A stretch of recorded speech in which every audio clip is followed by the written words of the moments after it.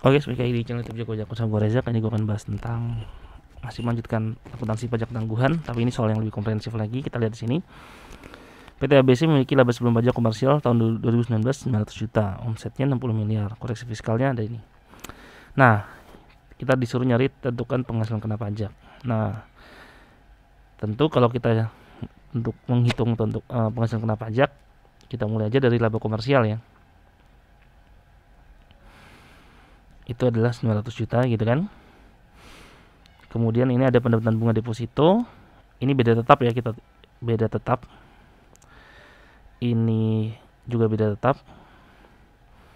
Ini beda waktu. Udah cuma 3 kan ya. Nah, berarti di sini ada beda tetap negatif ya.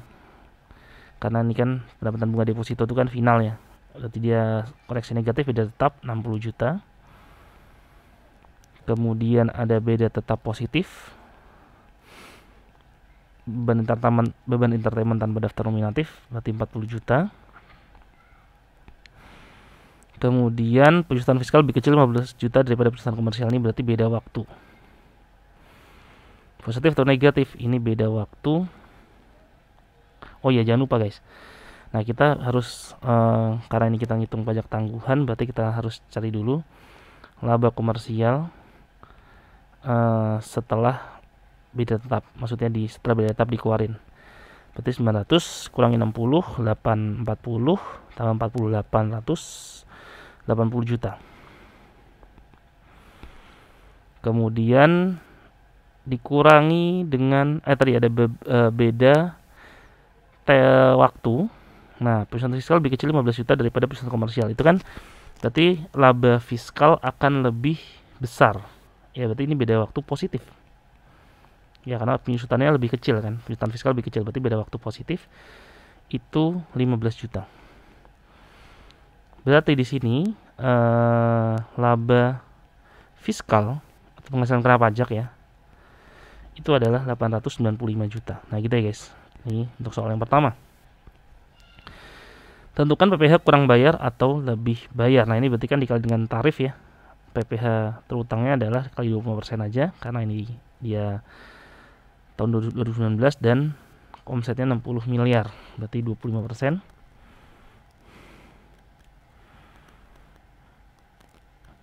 Nanti kalau yang tarifnya di bawah 25%, kayak misalnya omsetnya misalnya 30 miliar, itu nanti akan gue bahas di soal selanjutnya. Itu nanti harus kita hitung namanya effective tax rate dulu, tapi lebih advance lagi nanti akan gue bahas di soal selanjutnya. Ini 223 750 ribu. Nah, kemudian dia minta di sini hitung kurang bayar dan atau lebih bayarnya. Nah, berarti tadi PPh terutang 223.750, berarti ada kredit pajaknya ya, ada PPh pasal 22 dikurangi 20 juta.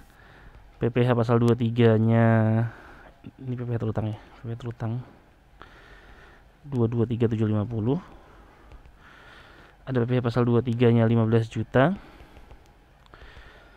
Ada PPh pasal 24-nya 10 juta. Nah, berarti di sini ada PPh kurang bayar. Ya. 223 minus 20 minus 15 minus 10. 178 750 ribu.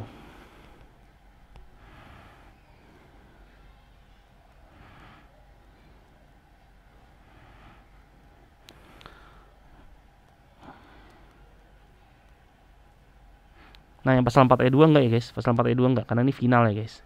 Dia enggak bisa dikreditkan. Berarti 223 minus 20 minus 15 minus 10. Benar ya, 178 750.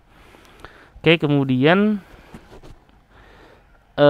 ini dapat PPh kurang bayar. Nah, tentukan aset dan kewajiban pajak tanggungan yang muncul pada tahun 2019 dan buatlah jurnal dari aset kewajiban pajak tanggungan. Nah, ini kita bikin langsung ke jurnalnya aja guys. Nah, kita lihat jurnalnya gimana. Nah, jadi berarti yang pertama adalah beban pajak kini ya. Beban pajak kininya yang D, dia 223 750 ya, yang ini ya. Kemudian di sini ada PPh pasal 22 dibayar di muka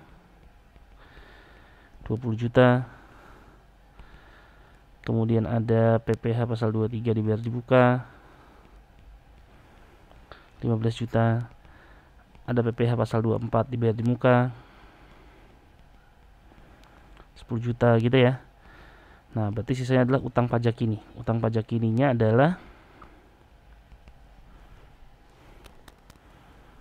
ya ini ya, 178.750 tadi ya, 178.750.000. Nah, baru jurnal pembayarannya utang pajak ini pada kas, gitu kan?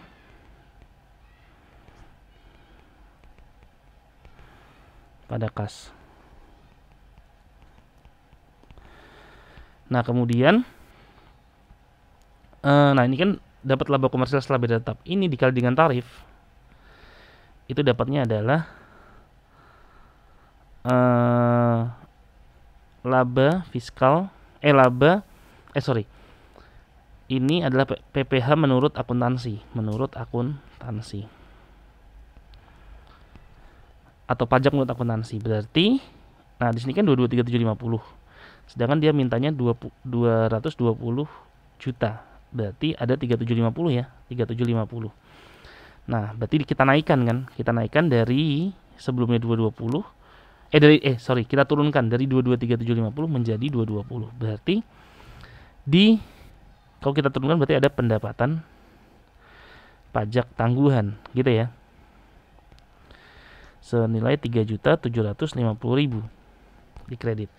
Nah, debitnya kan biasanya aset pajak tangguhan, tapi kita lihat di sini di soal. Oh, dia ada saldo liabilitas pajak tangguhan senilai 5 juta.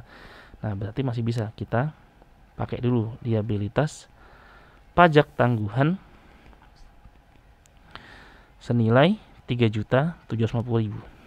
Gitu, guys. Nah, ini ya. Ini kalau soal kalau ada beda tetap. Jadi jangan lupa PPh menurut akuntansi itu adalah laba komersial setelah beda tetap dikali dengan tarif. Sedangkan beban pajak ini atau laba menurut pajak itu adalah laba fiskal dikali dengan tarif, ya. Seperti itu, guys. Nah, kira-kira itu yang bisa gue sampaikan di video kali ini. Semoga bermanfaat. Jangan lupa like, subscribe, dan komen channel YouTube gue. Dan apabila kalian merasa video ini bermanfaat, bisa di-share di seluruh sosial media yang kalian miliki. Jangan lupa lihat terus. Bye-bye.